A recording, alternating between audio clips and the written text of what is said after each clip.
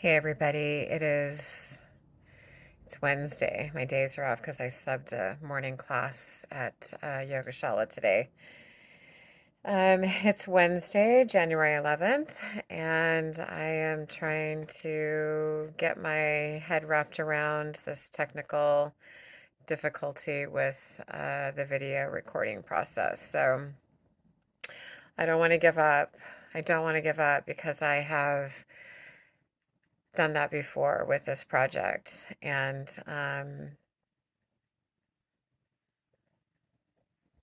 perseverance is what it's teaching me. So today's inspiration comes from a few different elements. One is life and recovery, one is music, and one is the daily read from Melody Beattie's Journey to the Heart. Last night, I chaired a meeting at a recovery center, and what that means is that I was the speaker that shared a story, hopefully of strength and hope. That's the message that we try to carry with NA. And I don't know if I carried a message of strength and hope last night, but I do know that I spoke authentically from my heart and my story and how I relate to being an addict. And I have friends still that say, you're not an addict. You don't fit the bill. You weren't slamming dope in the corner. You weren't eating out of a garbage can. You weren't homeless. All those elements. And that is one addict. Um, there's another side to addiction, which is where you're an overthinker and you reach for things to fill that void within you instead of having the coping skills to move through the emotions. And the practice of yoga says don't even label yourself as an addict. So there's this flip of the coin for me where I have addictive behaviors, but maybe I'm not an addict, if that makes any sense. As far as the practice of yoga would see it, right? Because the practice of yoga says, I teach yoga, but I'm not a yoga teacher. We remove the label. So it's the same concept. As long as I'm relating to the program in a way that makes sense for me, I feel good about it. And so I did share that when I really dug into my yoga practice and then got certified to teach, and I became introduced to a spiritually based activity, meaning yoga, my world started to change emotionally. I was able to open up this vault deep within me that had a lot of stored emotions. And so, just as in recovery, the work that we do opens that vault up and is asking those secrets. They say you're only sick as your secrets in recovery. I heard that last night, which was impactful for me. Um, it allows them to come to the surface when they're ready to be healed and looked at. So, it's a whole different entity for me to sit in a recovery center and have somebody next to me that was struggling so badly with their addiction that it landed them in a rehab facility. And when we share at the end of our story, we can pick a topic for other people in the room to speak about, or they have the option to speak whatever's on their mind just to get it up and out.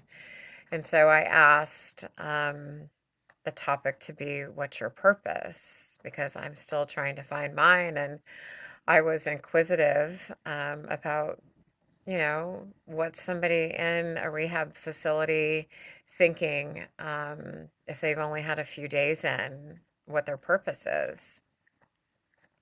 And I was inspired to hear that a few of them, their purpose is to pay the message forward, to get clean, to be the good dad, to be the good husband, um, to be a kind person in society, to extend love to somebody that might not feel it for themselves. And so, moving into today in teaching, I was embraced by the students. They were excited to have me, and that felt good. That filled that little hole that I have inside of me up just a little bit. And Melody Beatty's inspiration today was talking about letting go of the blocks. And I'm just going to read it, and then you can see how it relates to you today. She says, I wandered into the bookstore in a small Southern California town, browsed for a while, and then began chatting with the clerk. Times are different now, I said, changing fast, turning into something so new, so different, many of us can't imagine. Yes, she replied quietly. Things are going to be easier unless there's something you're still hanging on to. Is there something you're still hanging on to? A remnant from the past that's blocking you from stepping into the future, from stepping into today? Look into your heart. The answer is there. Perhaps it's a behavior, a person, or a belief.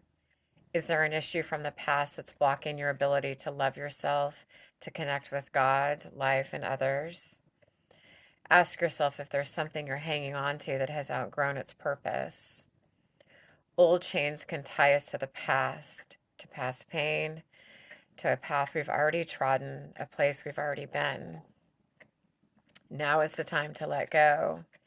Gently, quietly let go. Allow yourself a few looks back and as many tears as needed. Where you've been has been important. It has helped shape who you are, but have faith that where you're going is important and wonderful too. Gently let go.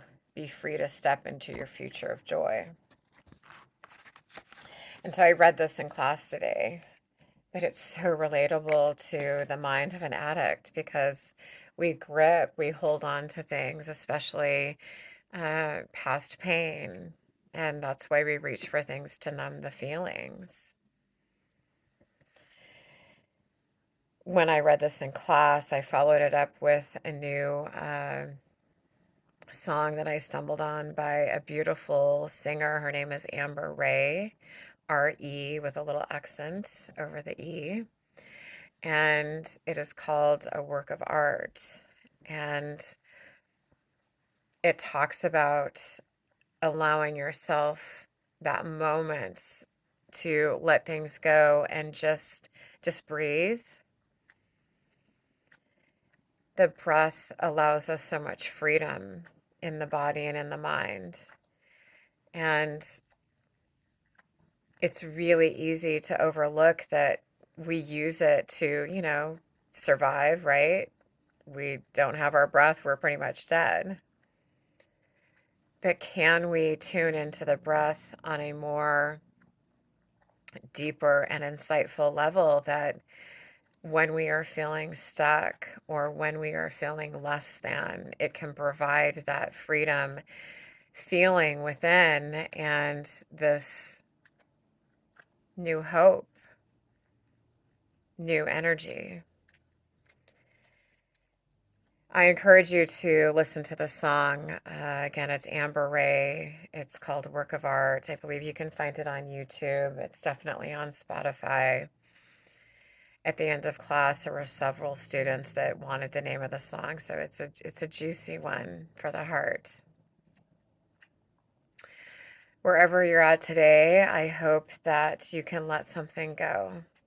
And it may be that you can let go the person that cut you off when you were driving down the street. It's those feelings that we hold on to, the angst in the body that creates that samsara in the mind, right? The sea of suffering. And then we find ourselves in spaces where the heart is closed and we're not able to look at life for as beautiful as it is. And I am 100% guilty of it. Yesterday, I'll end on this. I was sitting at my little new desk that I put together all by myself. I got it from IKEA. I loaded it, put it together, hung it on the wall. And as my dad was replacing a light fixture for me that I had, it's from IKEA, so it's the IKEA thing. I had taken it apart to clean it, and it's one of those paper things that goes back together, and I couldn't get it to go back together. So I walked away from it. I put an old one up. Well, had my dad do it. And as I'm sitting at this lovely old workstation that I've created for myself, my desk falls out of the wall onto my lap. It broke this little snow globe that had a Buddha in it that I absolutely loved. I can't get another one because I got it at, one of the stores. It's like you get it now or you don't. And I just cried because I felt less than in that moment. And my dad comes out and he sees me crying and he's like, sometimes life is just that way. And he's right. Life is just sometimes that way. His demeanor at that moment allowed me just to shed some tears and pull myself out of it instead of spiraling down, swimming through that samsara, because I am capable of having the things in my life that I want, having the things in my life that I need. I do have the things I need. There are still some things I want, like perfect speech, right? And then I go, you are perfect just the way you are, Michelle. And you're going to make your way through this lifetime doing amazing things, however long you have left. So wherever you are today, believe that you can pop your head out if you are in that sea of samsara. Let something go and breathe. All right, everybody. Thanks for watching. I love you, and I'll check in tomorrow. Bye.